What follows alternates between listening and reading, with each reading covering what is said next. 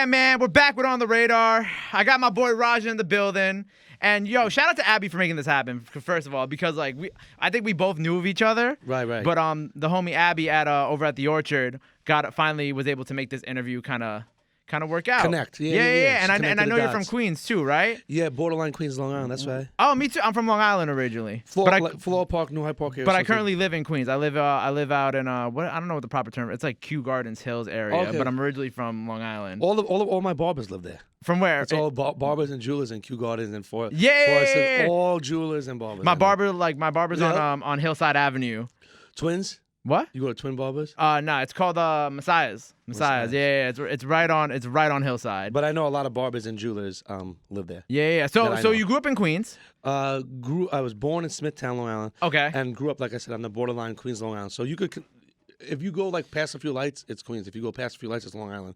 So I was born in, I would say probably more Long Island.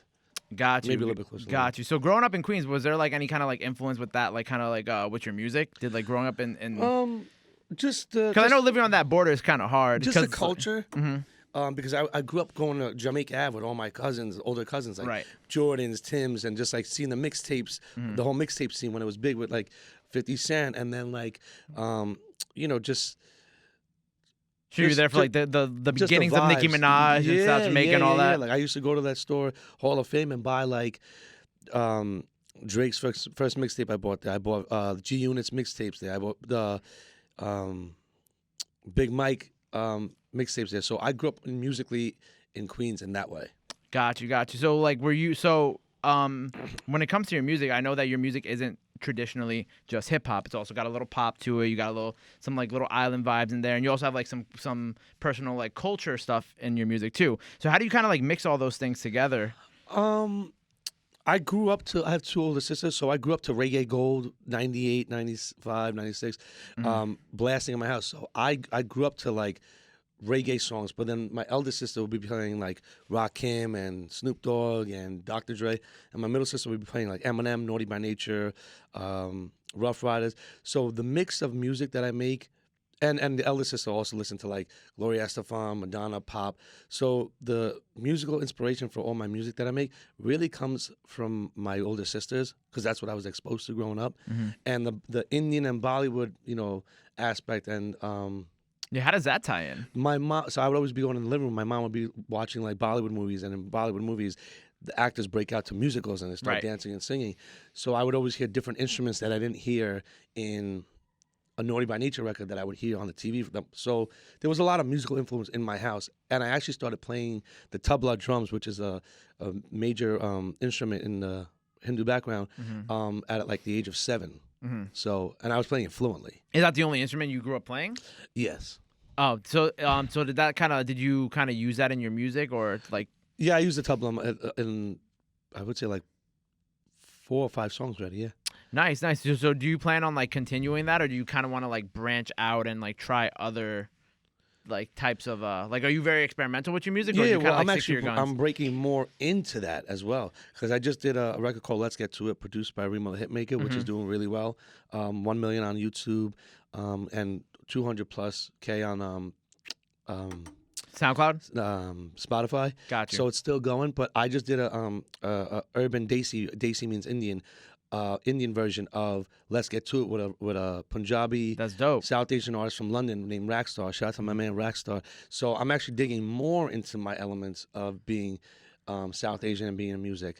But I'm an artist that I don't want to be put in a box. Like, the one thing I hear a lot of people say behind my back, which is a good thing, is like, Raja will make a pop record, then he'll make EDM record, but then he'll make a island record like Island Gyal, but then he'll make a New York rap type record like Let's Get To It. Right.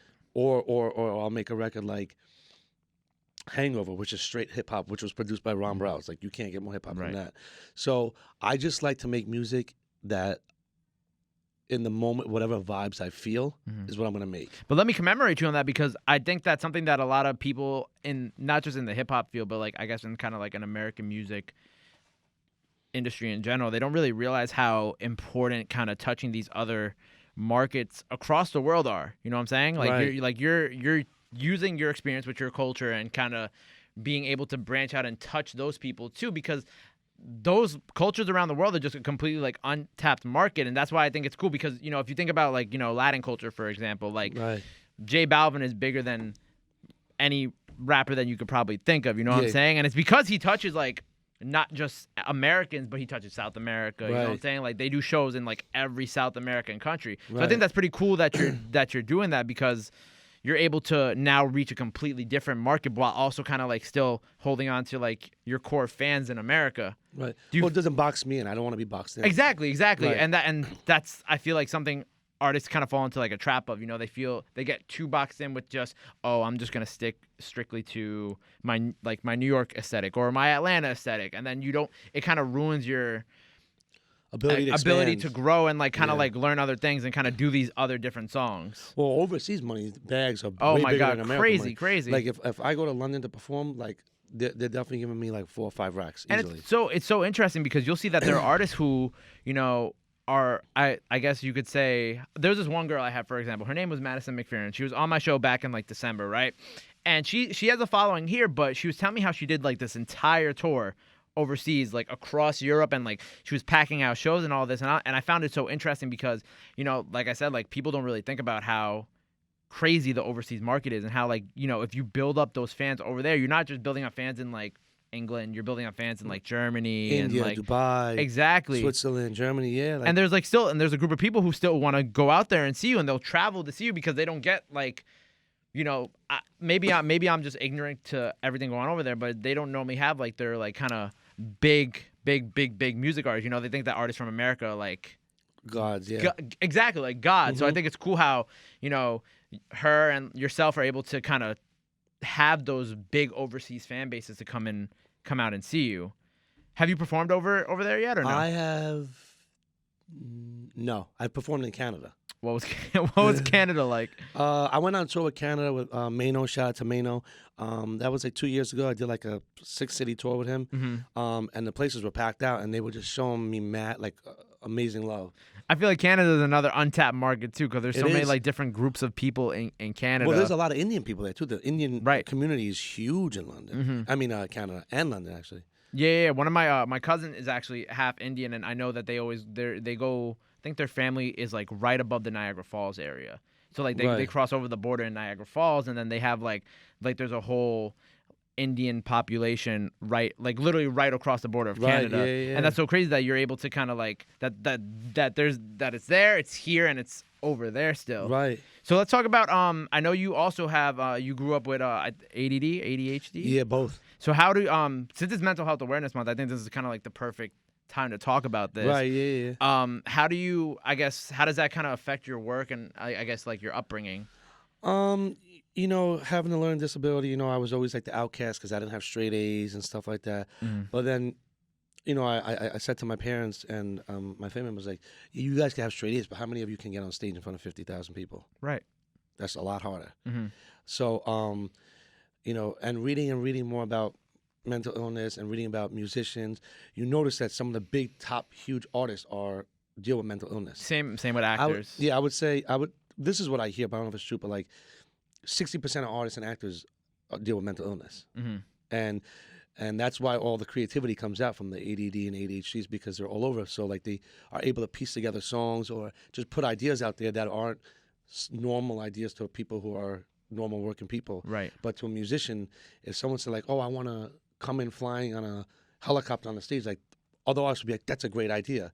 So it's just like we think differently and we live different lives than normal people. So I just use that to my advantage also to connect with my fans who are dealing with mental illness, bipolar, ADHD, ADD, depression, whatever. And I tell them to reach out to me and I actually speak to them in my DMs. Like I actually reach out to my fans. And That's like, amazing. If they reach out to me, like I give them advice like, oh, go to this AA meeting or go to this NA meeting or go, maybe you should talk to your therapist about this. Like I'm actually talking myself to the fans. That's awesome. And I feel like without the fans and me being genuine and loyal to fans and be able to connect to them, I'm just another man on the street. I want them to be able to look at me and be like, look how far he made it and he has ADD and ADHD. Like I want them to tell their parents that so that they feel like they have confidence in themselves. Just because they have a learning disability doesn't mean that they can't be successful. Right. And so do you so what's your ADHD and ADD? Is there like treatment that you still kind of? Yeah, I mean, I seek therapy. Okay. Yeah, yeah. I speak to someone, on a weekly basis. It's a part of my regimen. It's a part of my weekly Routine. routine. And I'm in a good state of mind right now. Is therapy something you recommend to everybody? Because I hear a lot of, I've been to therapy myself, and I can speak on Right.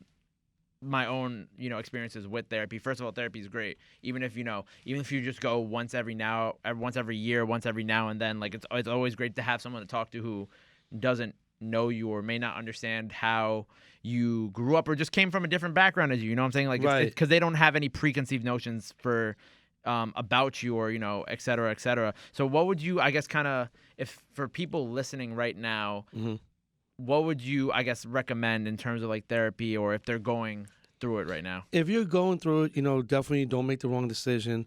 Take it one day at a time, and just don't be afraid to reach out for help, whether it's a family member, a friend, or even tell your family member or a friend that if they can go with you to seek therapy or find you therapy, like just go into the therapy session with an open mind, hear what the doctor has to say. He's been doing it for years.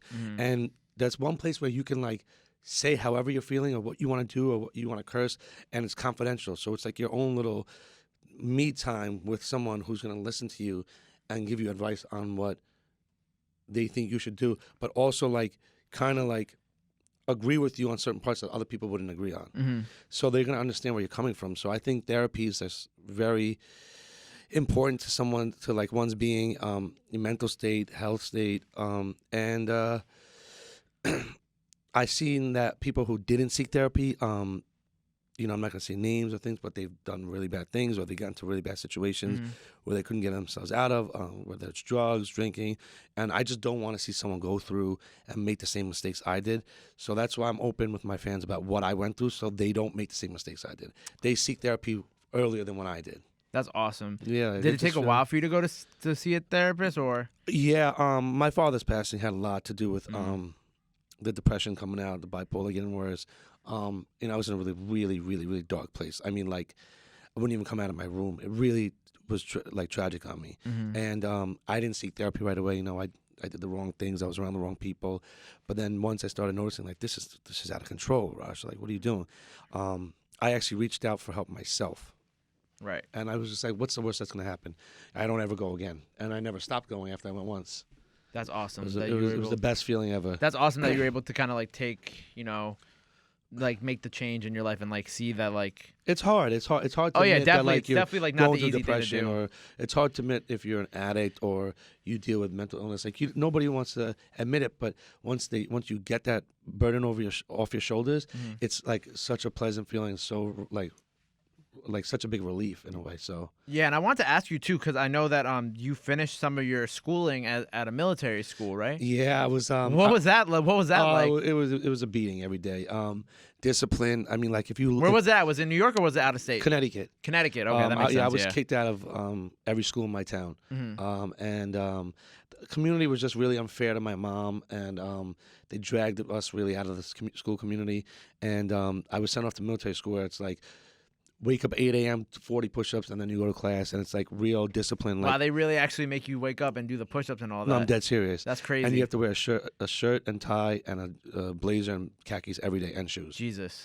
And if you lie, you get 5 hours of detention. So you have to sometimes stare at the wall for 5 hours, alphabetize the library, rake the headmaster's lawn with the leaves, vacuum the whole school. Like, it's like real discipline school. It's like some shit that you would see in like Beyond Scared Straight or something like that. It's yeah, and I could say this: it was the best thing that ever happened to me. Really? Yeah, because I was really acting up. I was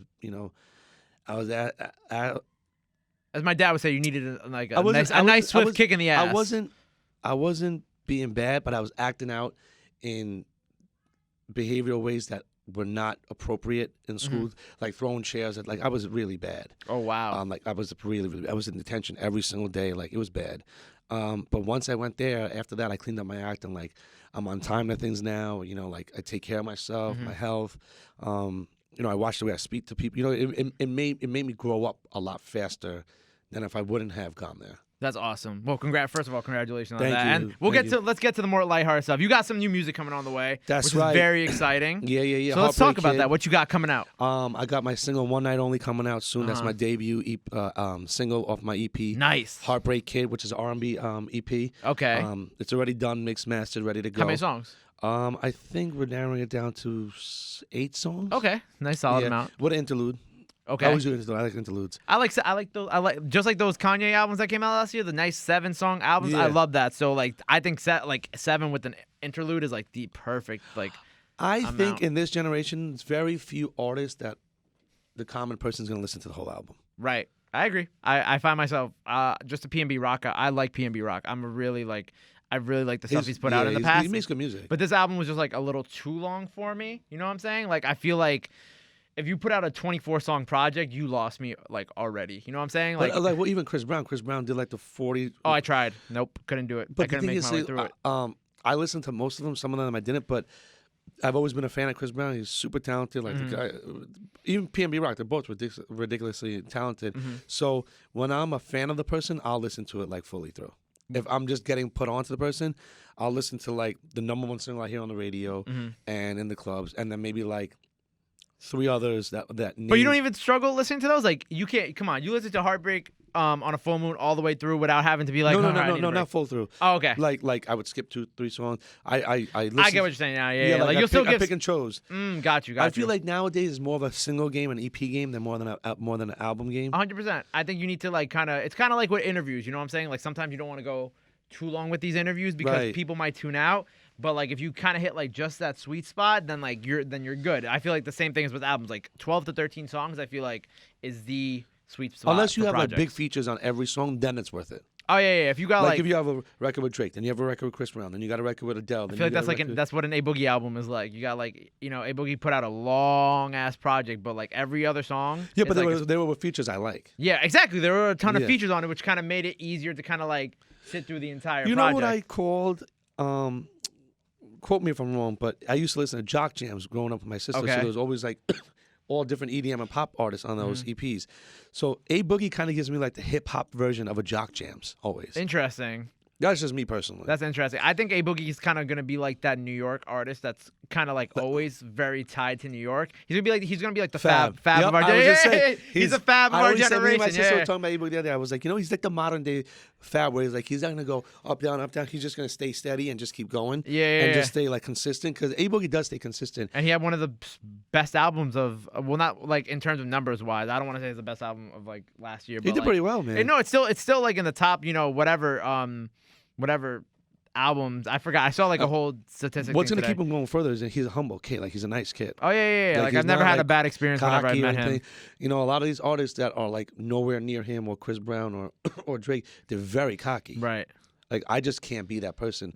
So me being a fan of the person first, and then being a fan of music, it's like they got me fully. Yeah. So what can we expect your project to come out? The EP. What are we looking at? Management.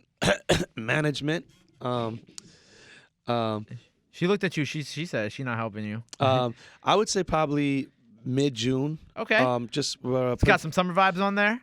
Yeah, of course. Some like late night summer vibes. Yeah, It's R&B album. Some like Take Care type vibes too. Oh, nice. Yeah, I like that. My favorite album of Drake's was Nothing Was the Same and Take Care. Take Care was. Thank me later, but Take Care is like unmatched. Take Care is very my favorite type of music.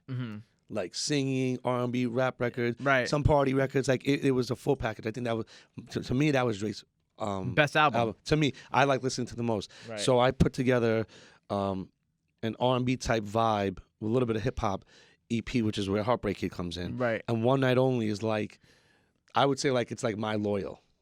It's time for me to come out but it's only me. There's no feature on the record. Oh, so you got like, no features on the album? No, or I'm not on saying the on EP? there. I'm not. Okay. I'm not gonna give those surprises away. But on this first record I'm putting out, there's no feature. Got you. Okay. Because I want to show the industry that okay, Raja can make a big record when he's with Tory Lanez or if he's with Drake but can Raja make a big record by himself? And this is gonna prove that I can hold my own by myself as a single, and I don't need a big artist on a featured on my record every single time. Got you. Yeah, because you kind of want a lot of the people. I want to connect with my fans. Exactly. As my Yeah. fans. A lot of people that have been coming through lately, they've all kind of been saying very similar things. They want the people to hear them before they hear the people with you know, Who they they're want with. they want the people to hear him with somebody else. You know what I'm saying? Right. They want them to get to know them before they get to know them with. And who they're Et cetera. associated with, Tory who they Lanez. make records with, Yeah, right? exactly. How'd you link up with Tory Lanez, if you don't mind me asking real quick? I had made the Island Gal record, and shout out to Miss Artistry. It was my manager's idea. She's like, "Oh, you know who's gonna kill this?" Because I already wanted to put someone on. She's like, Tory Lanez. When he was in like So his I whole have- island vibe. Yeah. So yeah. no. He wasn't Island Vibe then. He was in he was like in Liddy time.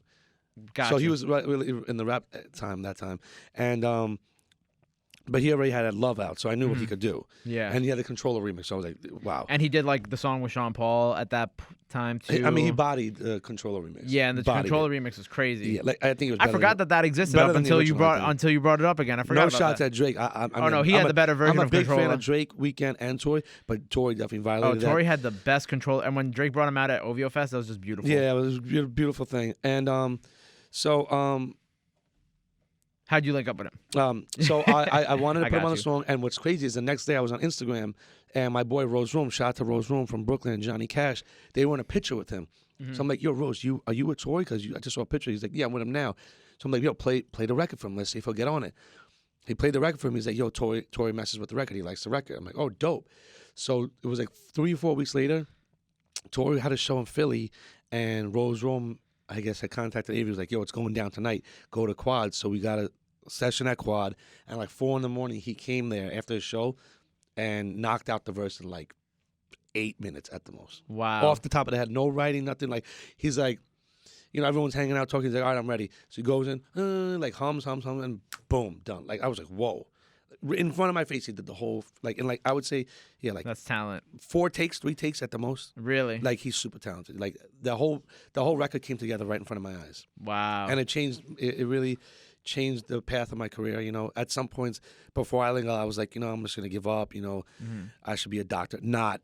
But like, I was just, you know, you get doubts when you like start working so hard in the music industry, and like things are not popping the way they want. You want them to, and they're still not. I'm not satisfied. I'm nowhere near where I want to be, you know, where I fully want to be at this. Right.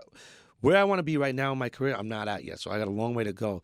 But I'm taking bigger and better steps as I'm going. I'm learning way more, especially the business ways and lawyers. Like, I got a good team of people around me now too, which was the thing I was lacking. I didn't have a good manager, security, you know, marketing, YouTube. Like, I have a solid team now. And I think that's why I'm seeing so much growth, is because the people around me are just as hungry, and, you know, they're knowledgeable. Right. So now I could just stick to being an artist and just worry about making records, not Facebook, Instagram, Twitter. Like, I have people helping me with that. Right. It's a lot on an independent artist to do all of that. It really is. And like I said, Island Gal really did really well with numbers. We're at 1.6 million on Spotify, over 1 million views on the video. We shot the video in last May, actually. So the video's been shot for a year. Didn't come out till like, I think, August. Wow. Because Tory was on tour in the summer, Yeah, and I was on yeah, tour in the yeah, sure too. Yeah. So I we can were both imagine on how tour, so busy we were both of trying to, y'all like, are. we were both trying to catch each other. It was like, he was in New York, I was out of town.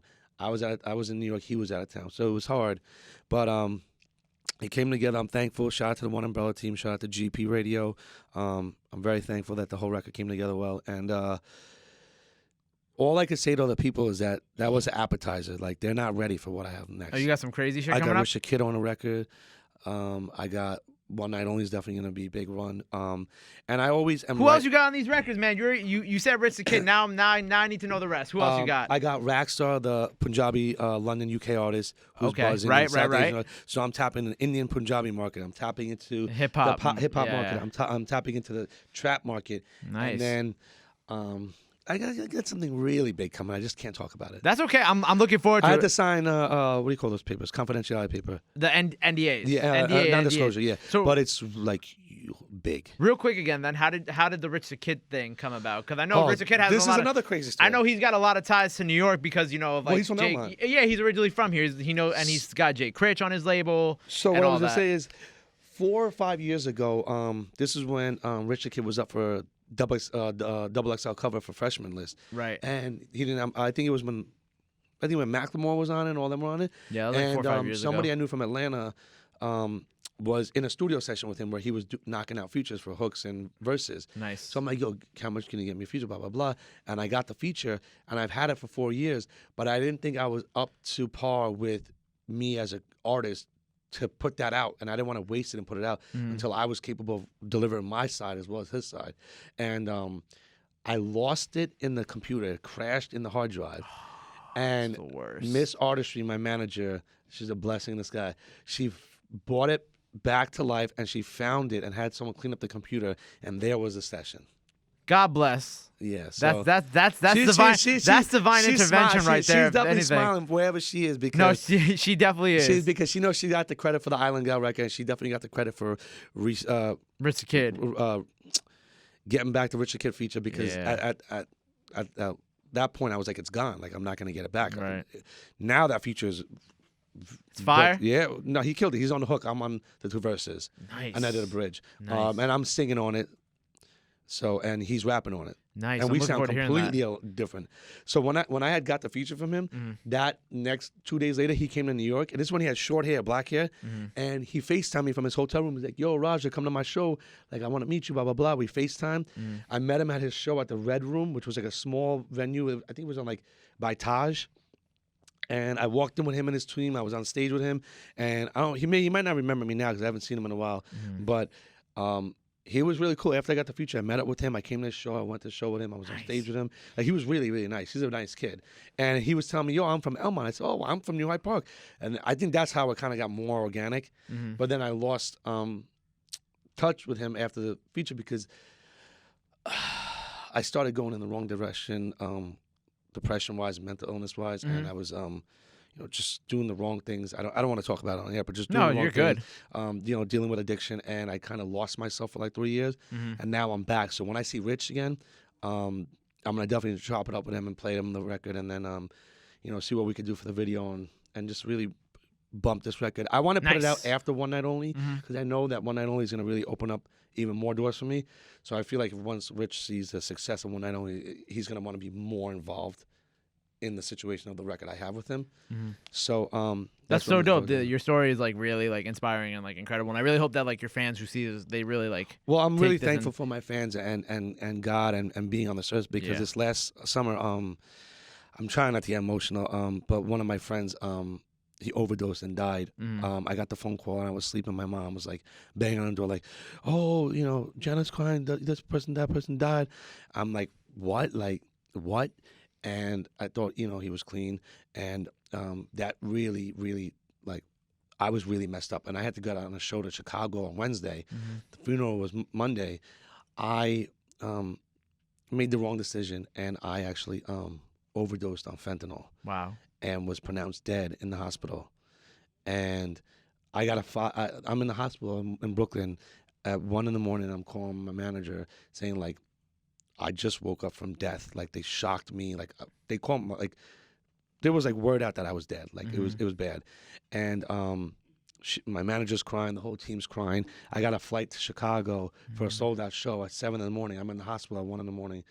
in Brooklyn, just waking up from an overdose. So I went to the sold out show and I killed the show. Nice. I got on the plane, went to the show. I said, I can't do this to my fans. My fans are my best friends. They're my kings and my queens. Yeah. I call my fans my kings and my queens because my name means Raja, it means king. So I feel like my mother always said, treat every woman like a queen and treat all your best friends and all all the men you meet in this world as a king, because then you'll get respect back. So that's always stuck with me since I was like a 5-year-old kid.